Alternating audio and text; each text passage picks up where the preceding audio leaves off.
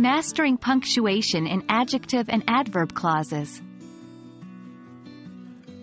Hello everyone. Today, we are going to explore an essential component of English grammar, the punctuation in adjective and adverb clauses. Correct punctuation is a crucial aspect of clear and effective communication, and that's especially true when dealing with complex structures such as adjective and adverb clauses. So, let's dive in. Punctuation marks act like signposts in written English. They guide your readers through your sentences, helping to clarify the meaning.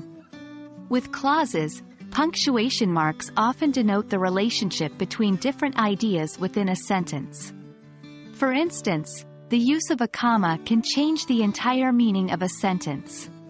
Consider these two examples. 1. People who wear glasses are intelligent. 2.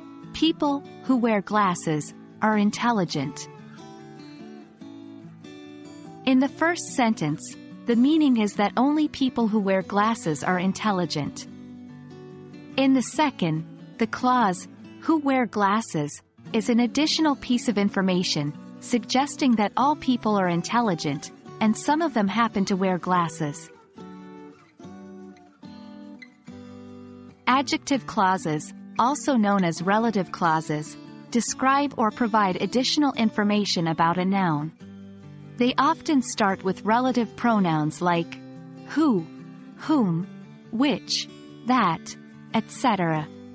Punctuation can vary based on whether the adjective clause is essential, restrictive, or non-essential, non-restrictive.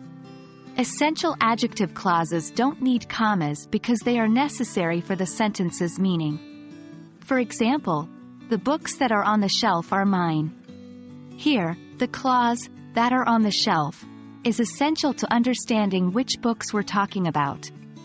Non-essential adjective clauses, on the other hand, provide additional, but not critical, information and are surrounded by commas.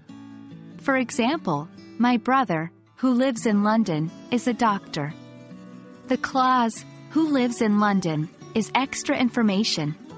Removing it wouldn't change the basic meaning that my brother is a doctor.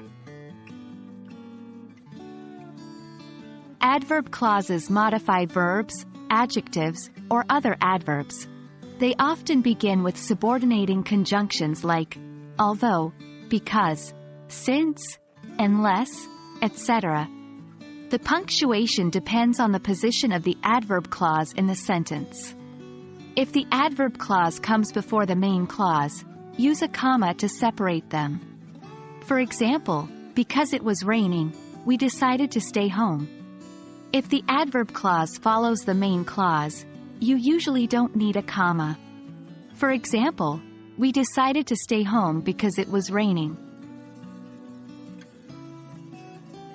And that's a wrap for today's lesson on punctuating adjective and adverb clauses. We hope you now feel more comfortable with using commas in these contexts. Remember, correct punctuation not only makes your sentences easier to read but also ensures that your message is delivered as you intended. Keep practicing and you'll master these rules in no time. Until next time, happy learning!